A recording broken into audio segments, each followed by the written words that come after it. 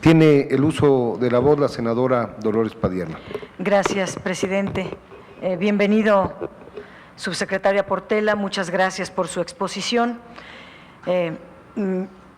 Pues este mundo color de rosa que usted acaba de describir se ve empañado por un montón, o sea, un sinnúmero de aspectos adversos diseminados en toda la reforma, que es bastante amplia. Dice usted que esta se hizo sin estrés y con la participación de las y los legisladores. Me gustaría saber quiénes, porque del PRD yo he venido preguntando y nadie. Pero esta reforma financiera que se presenta tiene una visión financista.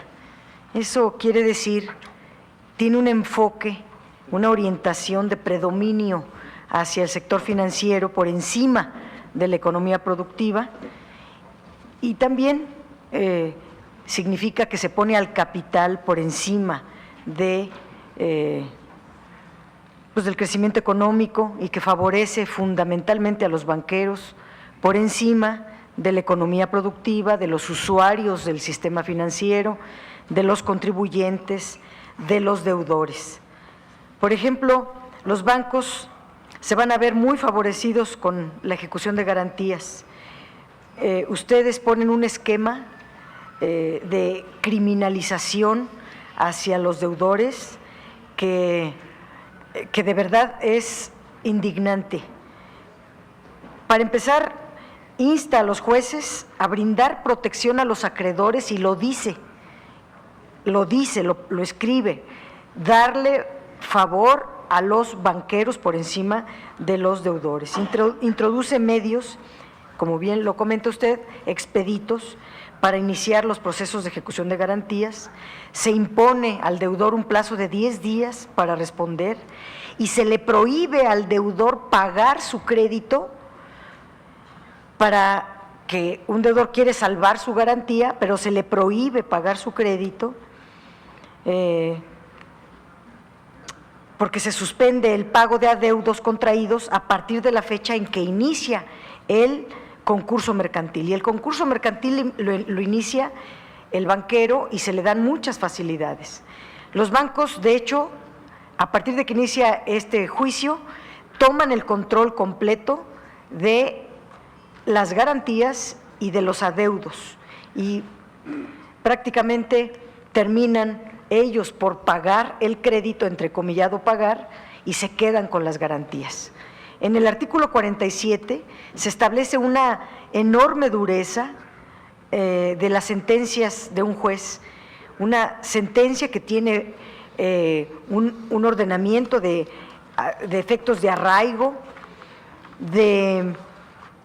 le da amplia discrecionalidad a los banqueros para secuestrar, así lo dice, solicitar el secuestro o el aseguramiento de las garantías, y es prácticamente una humillación que se hace del no pago de los deudores. Ustedes dirán, pues es que tienen que pagar su crédito. Todos tenemos derecho a la defensa, y ese es un principio constitucional. Aquí no se le da derecho a la defensa al deudor. Y además, los deudores que quieren pagar no se les permite pagar.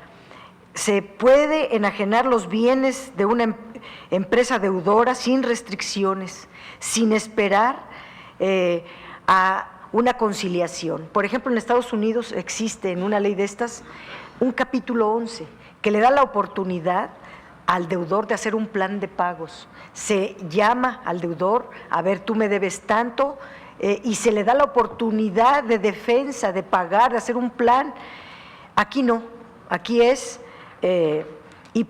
como se combina y se correlaciona con un montón de otros artículos, donde van a elevar 3-1 las garantías para poder otorgar un crédito. Ahorita está en el 1.5, bueno, lo van a duplicar a 3. En fin, es una ley extensa.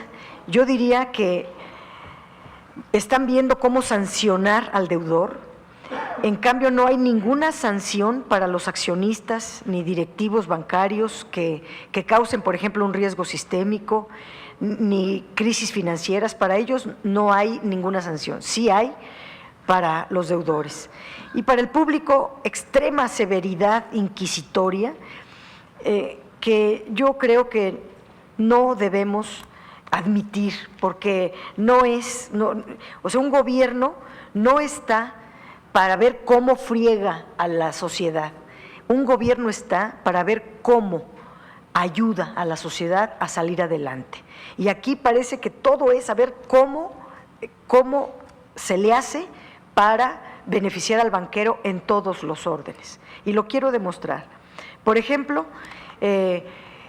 hay todo un capítulo que se llama Gobierno extranjero, donde extranjerizan todo el sistema financiero sin distinción, cuando el sistema financiero pues incluye afores, incluye bancas de desarrollo, incluye un montón de cosas, y simplemente se universaliza y se lleva al 100% la extranjerización. ¿Por qué no hacemos una evaluación brevísima? Del 99 al 2012, la inversión extranjera directa creció muchísimo, 50,000 millones. Pero este dinero no se tradujo en mayor competencia, en mayor creación de nuevos bancos, sino en comprar los bancos nacionales y en fusionarlos para hacer los megabancos extranjeros 5 que tenemos hoy día, que como bien usted dice, concentran el 75% de los créditos, y yo agrego, concentran el 66% de la cartera total, captan el 69% de los depósitos, tienen el 70% del capital contable, obtienen el 75% de las utilidades de todo el sistema, etcétera, etcétera. Entonces, hagamos una evaluación, porque estos bancos extranjeros no han contribuido a el crecimiento de México. Y los extranjeros están destinando una mayor proporción de créditos al consumo y a la vivienda, donde cobran tasas de interés de dar ofensas sin que nadie nos defienda, como bien usted decía, casi todos hemos pasado las de Caín con uno u otro banco. Usted puso un ejemplo, a mí me hacen cobros indebidos desde hace 2 años, y por más que les ruego que no me cobren algo que no compré, al banco no le interesa.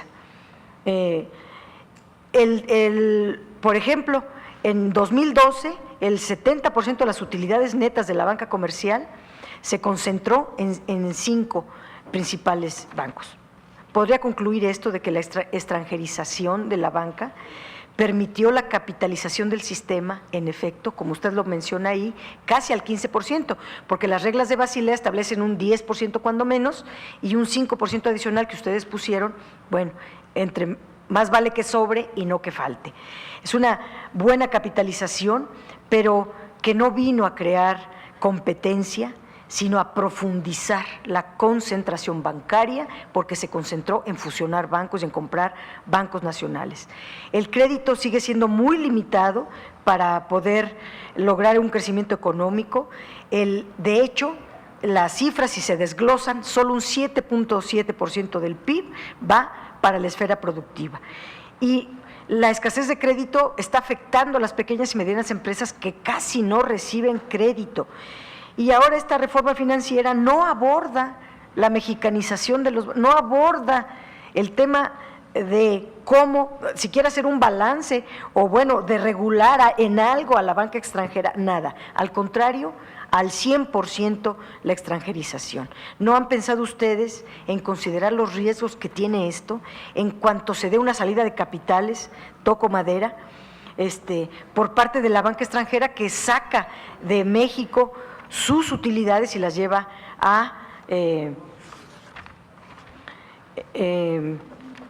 sus matrices?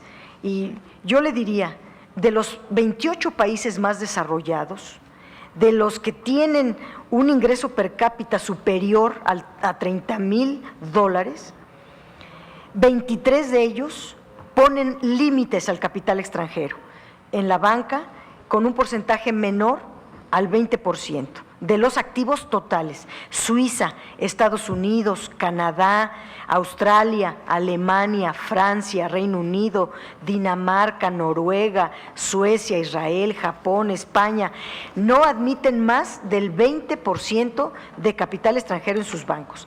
América Latina, que es muy semejante a México, no admite más del 25% del capital extranjero en sus bancos. Y las potencias asiáticas, Rusia, 10%, China, que es una revelación, apenas el 2%. Entonces, si esa es la tendencia internacional, ¿por qué México tiene que ir al revés? ¿Por qué México estamos en 74 y hay que llevarlo al 100? Si la lógica y además la tendencia internacional orienta a ir reduciendo paulatinamente los niveles de extranjerización de nuestro sistema bancario. Lo hace en su propuesta en un gran capítulo que se llama Gobierno extranjero y se hace a través de 3 procedimientos. La participación directa de gobiernos extranjeros para comprar acciones de nuestro sistema financiero. Quiero ver a Estados Unidos comprando nuestras Afores. Ya estoy viendo a los bancos, a Citigroup y otros, comprando aquí todo, o que el gobierno extranjero a través de los bancos estatales, de los bancos de desarrollo, compren sistema financiero mexicano y a través de fondos soberanos, que además no tienen control, también vengan a comprar.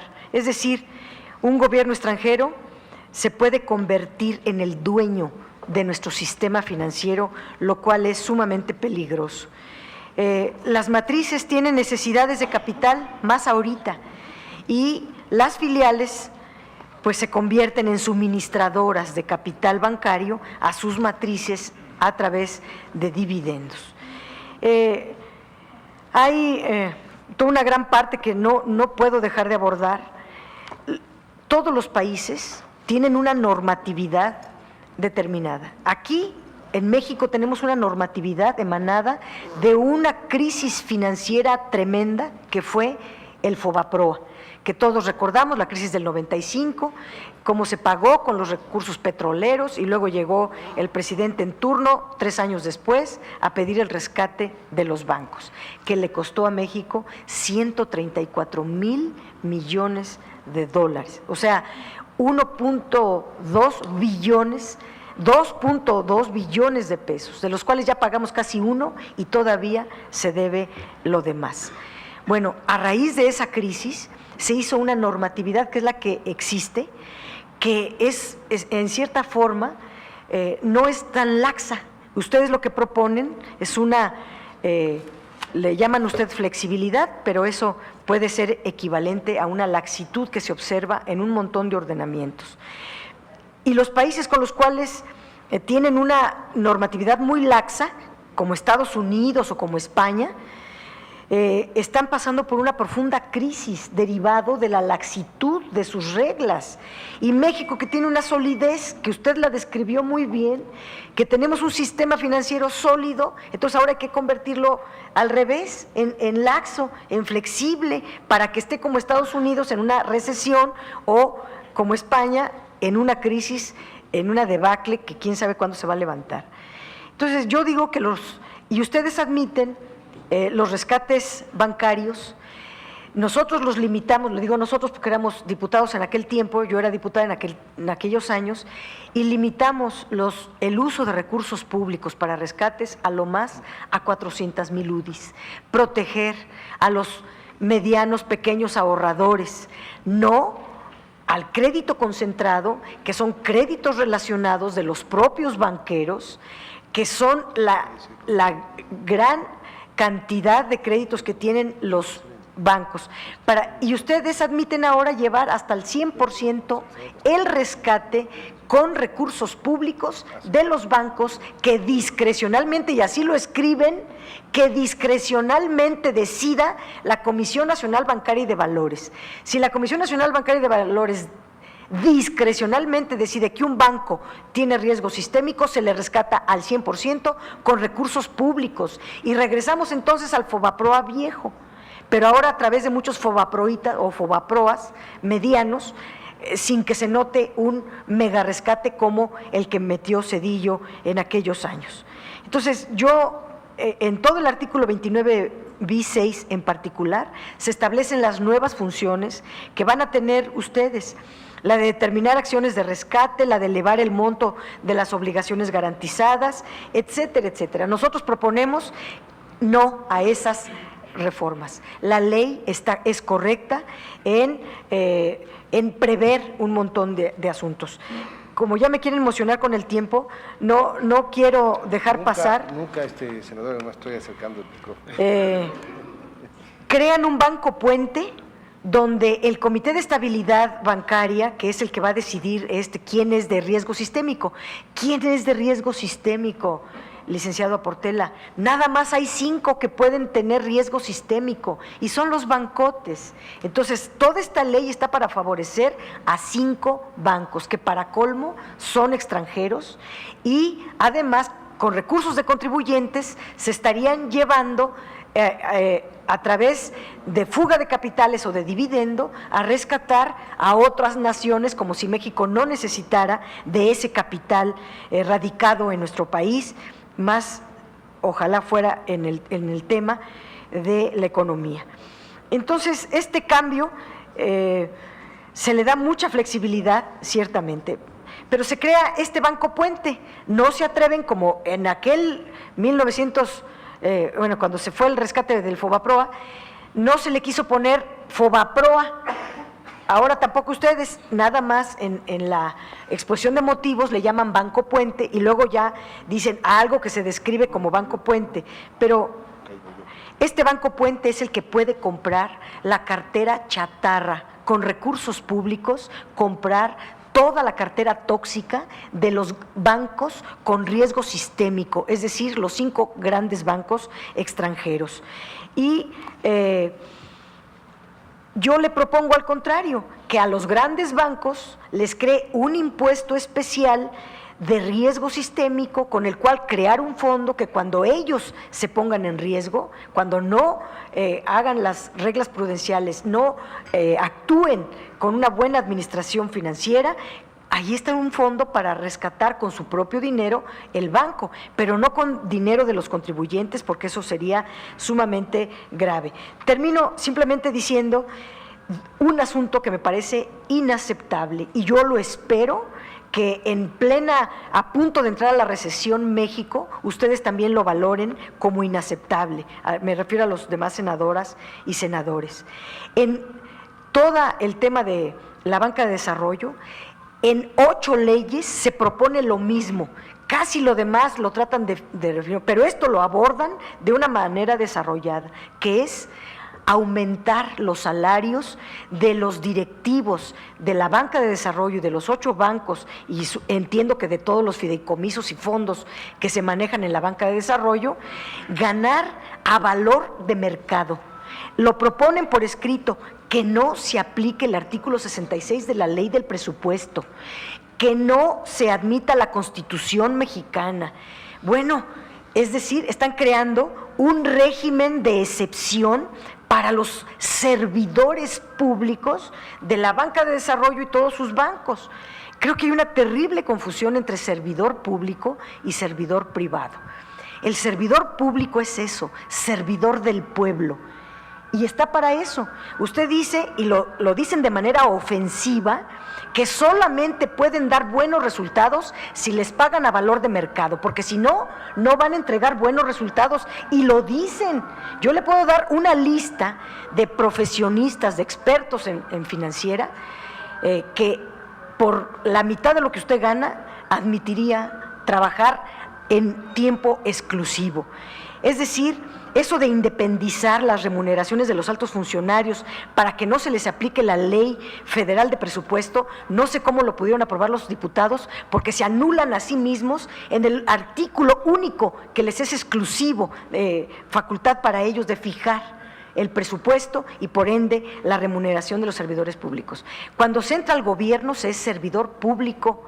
Entonces se atienen a las reglas del sector público, no revuelvan, porque entonces ya se quieren hacer como si fueran algo diferente de los que son servidores públicos.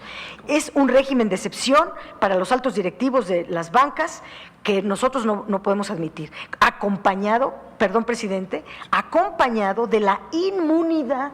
No pueden ser reconvenidos por sus actos y sus defensas las pagan con recursos públicos. Hay un articulado donde con recursos públicos se puede pedir dinero a Hacienda para que pague las defensas de los servidores públicos. Bueno, y para colmo, en todo el capítulo de transparencia anulan las funciones de la Secretaría de la Función Pública, anulan a los órganos internos de control, dicen claramente que no va a haber evaluación, auditoría, revisión, solo ellos se pueden revisar a sí mismos. A los dos comisarios que existen en Banca de Desarrollo, que son muy buenos, que tienen facultades muy importantes, les debilitan sus facultades para que prácticamente no haya quien los revise. Este Comité de Estabilidad Bancaria, ¿quiénes son? La Secretaría de Hacienda, la Comisión Nacional Bancaria de Valores, el IPAB, el Banco de México. Ellos son los que se están autoasignando estos salarios, teniendo una inmunidad, nadie los puede reconvenir, etcétera. Entonces yo digo, el mundo color de rosa se puede matizar si analiza uno artículo por artículo.